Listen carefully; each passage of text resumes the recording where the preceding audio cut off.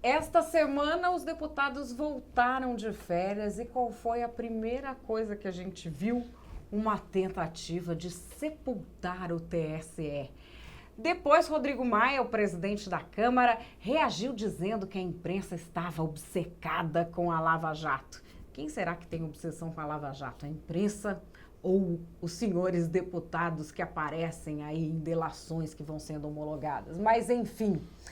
Agora, esse projeto do TSE parece que vai entrar na pauta no âmbito da reforma política. E essa reforma política tão falada, na prática, é o quê?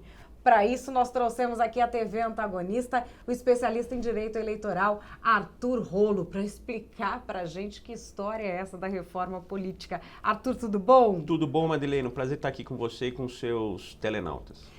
Arthur, queria saber de você o seguinte, o que é essa tal da reforma política? Porque entra presidente, sai presidente, todo mundo fala que vai aprovar a tal da reforma política. E o que a gente tem visto é um patchwork, né, de reforma política. O que se tem até agora? A gente tem pedaços que já foram até aprovados, né? Tem financiamento eleitoral, tem lá uma proposta que já está aprovada na Câmara de retomar o financiamento empresarial. Eu tenho para mim que isso não deve acontecer, porque principalmente em tempos de Lava Jato, o que a gente tem visto é que esse financiamento empresarial trouxe muitos problemas. Agora, é o que a gente estava conversando antes, nada impede, por exemplo, uma regulamentação do lobby. O lobby das empresas existe em todos os países, existe muito lá nos Estados Unidos. Eu acho que a empresa tem o direito de fazer as suas postulações perante parlamentares, e talvez se isso for regulamentado, agora financiamento empresarial eu acho que não deve voltar. E tem outros temas, cláusula de barreira, vai precisar ter um deputado, quer dizer, o partido que não tiver um deputado, que não tiver um senador, não vai ter direito ao fundo partidário e não vai ter direito ao tempo de televisão. Eu acho absolutamente razoável isso, Madeleine, porque o sujeito não tem voto. O que distingue um partido político de uma associação? É o voto. Uma associação é uma reunião de pessoas com fins comuns, um partido político também. E o que distingue um de outro é o voto. Partido político que não tem voto não tem tempo de televisão, não tem dinheiro do horário gratuito, e a gente está falando de um representante. Então, me parece bastante razoável. O fim da reeleição também já foi aprovado na Câmara a partir dos eleitos em 2018. Então, a partir dos governadores eleitos em 2018, a partir do presidente da República eleito em 2018, não vai haver mais reeleição. Mas isso aí já é definitivo? Não é. Precisa passar pelo Senado. Você acha que passa? Ainda. Eu acho que tem muita gente importante falando no fim da reeleição. Agora, cá entre nós, a gente lembra da época antes da reeleição e agora da reeleição. Antes da reeleição já tinha o uso da máquina para eleger, fazer o sucessor, né? Então, mas eu acho que vai melhorar definitivamente. Essa reeleição aí foi alguma coisa copiada do direito americano que não deu certo no começo e eu acho que ultimamente tem sido pior.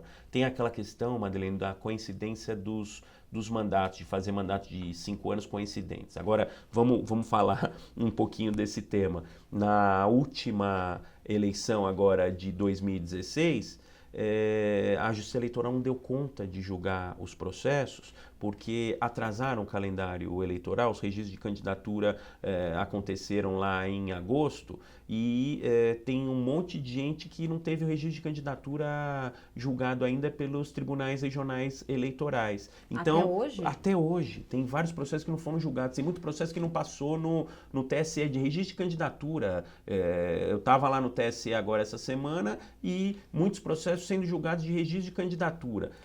Teve uma estatística que a maior parte também das rejeições era por erro de assinatura, porque a assinatura não batia com a RG. Tem rejeições de candidatura também por questões absolutamente burocráticas.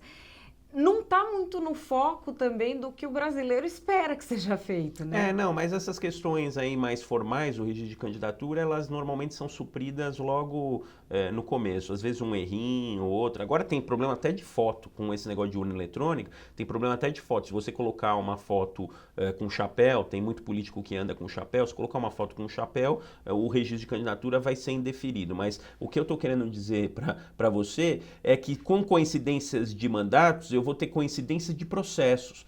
Eu vou ter a primeira instância da Justiça Eleitoral cuidando de registro de candidatura, vou ter o Tribunal Regional Eleitoral cuidando de registro de candidatura e vou ter o Tribunal Superior Eleitoral cuidando de registro de candidatura. Os tribunais regionais eleitorais vão ter que julgar os seus próprios registros de candidatura e vão ter que analisar em grau de recurso os registros de candidatura dos municípios. O Tribunal Superior Eleitoral vai pegar esses processos todos. Vão dar conta como?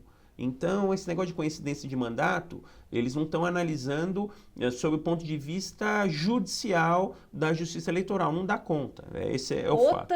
Né? Porque aí o que vai acontecer? Se aproveitar da vai confusão. travar, vai dar uma pane na Justiça Eleitoral e nada vai funcionar. E vai ficar uma insegurança jurídica manifesta. Então, essa coincidência de mandatos, para mim, me parece terrível. Tem a questão da fidelidade partidária, estão falando por exemplo, estão querendo colocar, porque hoje o que existe é uma resolução do TSE, estão querendo colocar na lei, e estão falando em ter fidelidade partidária para prefeito, porque hoje os mandatos de prefeitos e vice-prefeitos e senadores, eles estão fora da fidelidade partidária, estão falando em incluir. Eu sou contra isso aí. Não, aí o prefeito não vai poder mudar de partido nunca. Então, sei lá, eu acho que majoritário não tem muita relação, é complicado. Mas é uma boa discussão isso. Os partidos, na verdade, você acha que tá meio uma guerra aberta entre partidos e TSE? Porque a gente tem um vácuo legislativo, a legislação é antiga, os partidos já não se organizam como antigamente, temos lideranças antiquadas em muitos partidos e temos o TSE legislando, porque tem resoluções que substituem legislação. Eu sinto um clima de guerra aí.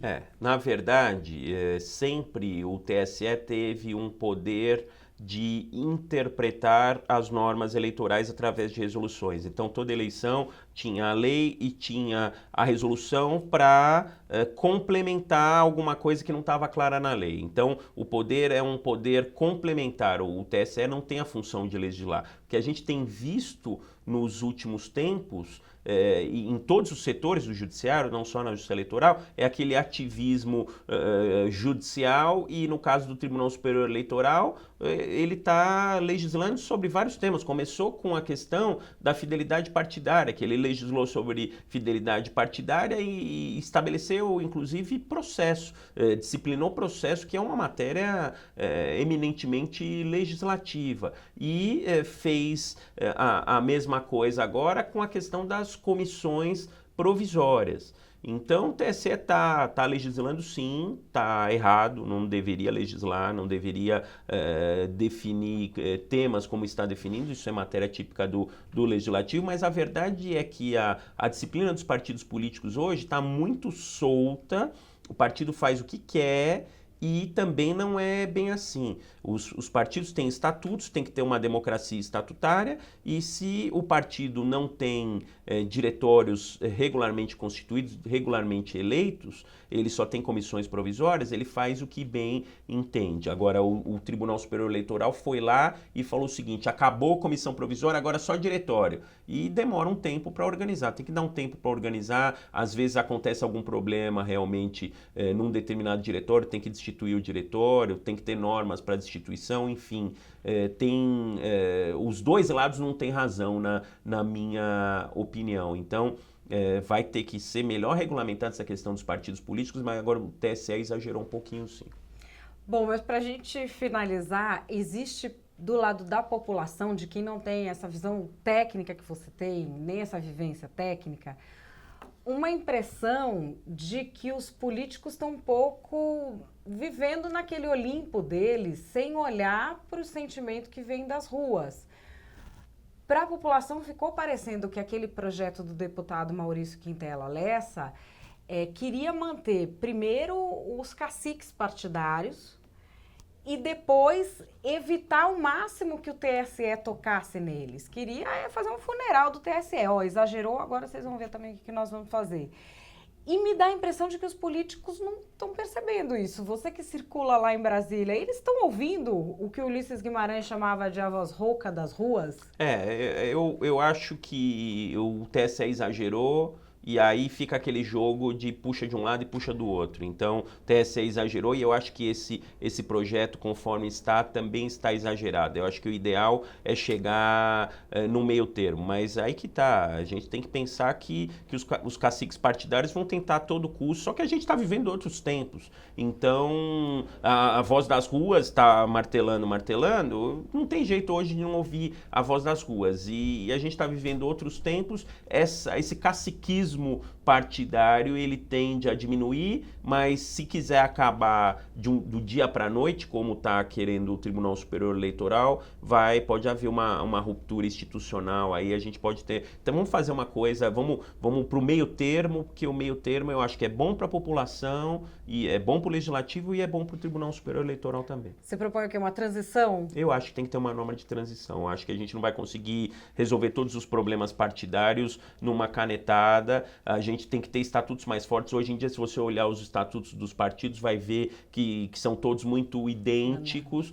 né? A gente tem que ter uma democracia partidária e, de repente, lançar candidatura avulsa. Um dos temas de reforma política é candidatura avulsa. Hoje, alguém para se candidatar tem que necessariamente passar por um partido político. Aquele sujeito que ele tem o seu voto pessoal, que tem algumas pessoas que têm esses votos pessoais, poderia, por exemplo, lançar candidatura avulsa. Talvez uma candidatura avulsa, nesse momento, a gente consiga, por exemplo, acabar com aquele negócio de puxar votos, de puxar 3, 4, puxar 5, né? Que hoje em dia também tem os hunters, né? Tem os caçadores dos partidos, ficam caçando quem pode explodir de voto e trazer 3 ou 4. Talvez com uma candidatura avulsa, uma pessoa que sabe que se elege com facilidade, com os próprios votos e não vá ficar turbinando aí esses partidos, talvez seja uma coisa interessante para a gente adotar aqui.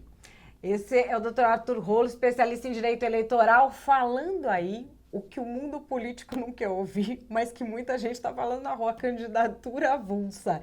Esse é um tema que você ainda vai ouvir falar muito nesse 2017. A gente falou aqui de reforma política na TV antagonista. Valeu, Arthur. Obrigada. Eu que agradeço. Obrigado, Madeleine.